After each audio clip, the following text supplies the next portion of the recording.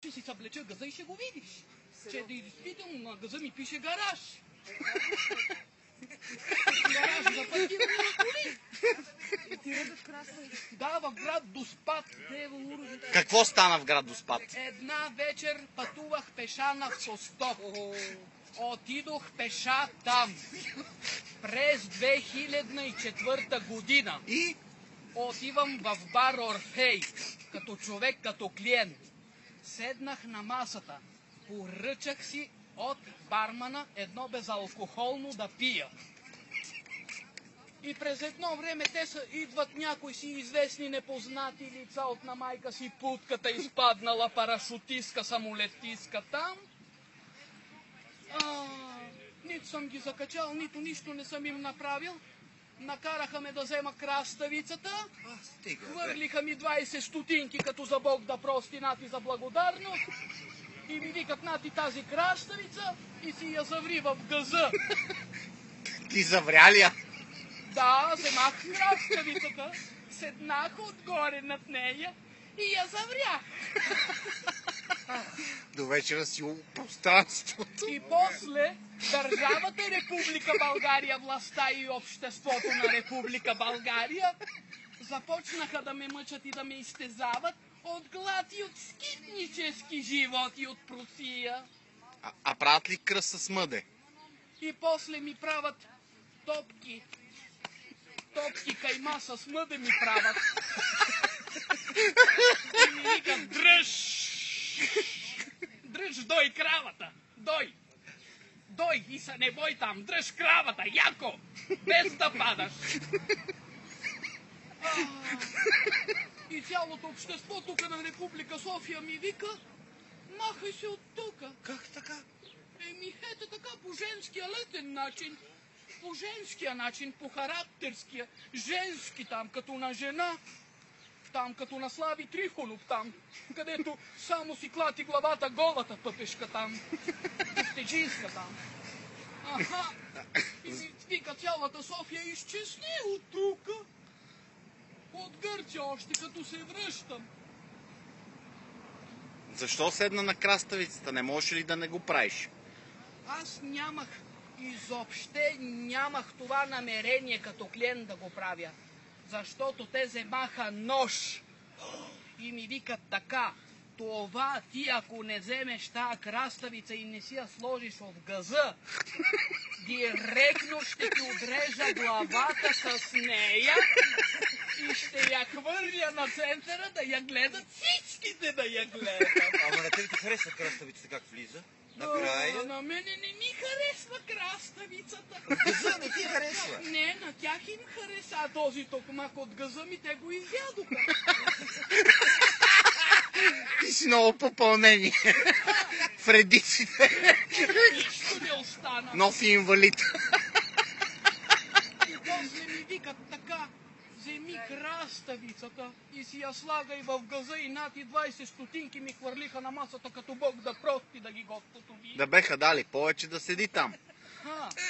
Ма те хареса как... Чак като пиеха бирата им, чак направо ми пиеха мъдетета, чак лицата им червени череши ставаха. Хареса ли ги краставицата?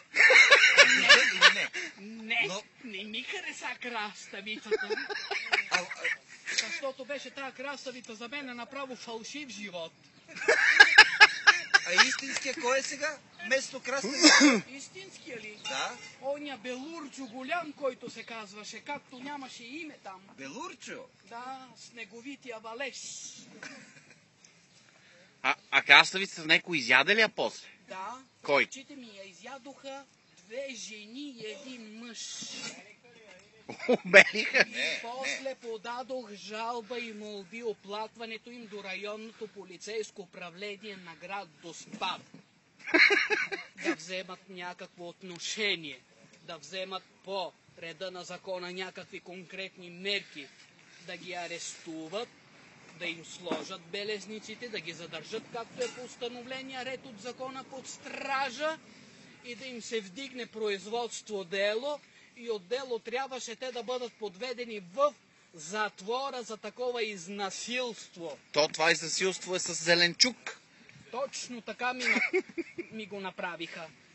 Защото не можа ли по-добре да беше ме чукнал, а не с краставицата да ми разпори газа и да ми го израни.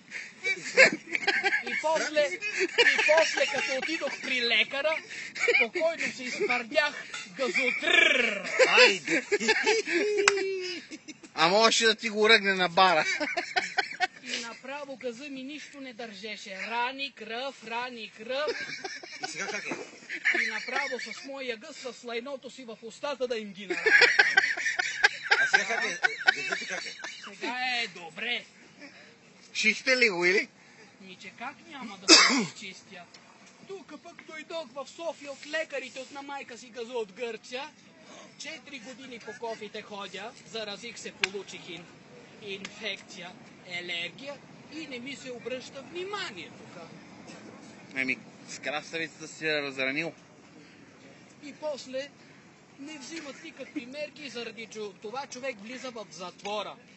За това на времето бягах тия граници и нарушавах законите и нарушавах тази държава, защото ме измъчваха много жестоко.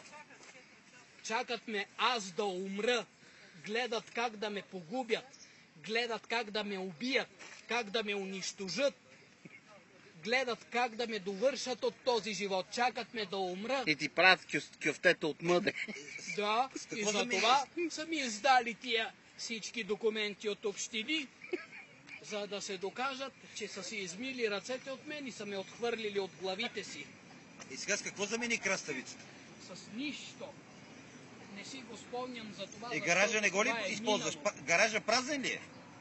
Гаража така си стои до ден днешен, откакто ме уволниха през 90-та година от казармата по болест, от изнасилство, от такава работа. И там ли? И ме уволняват като пенсионер и държавата не ми дава нищо. А това е нарушение на държавата, престъпление, и която ме кара да скитам.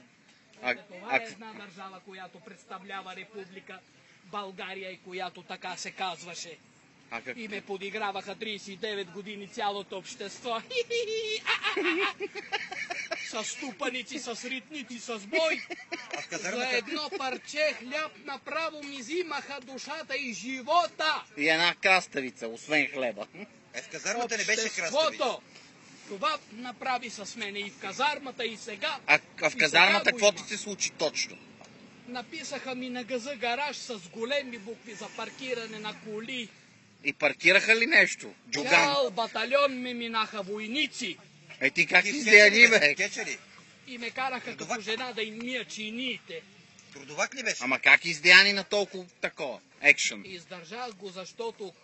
Е мускул. Та държава от куче, от кой мъртва тя се не отказа. Заради това.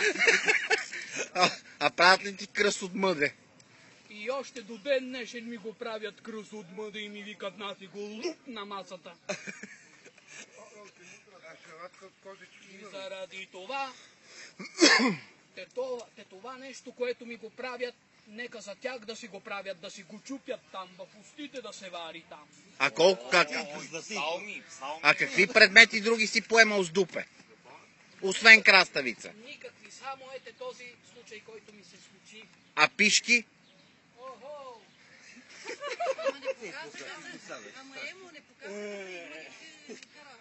И сега, ще видим ли гаража сега в края на краищата? Марине!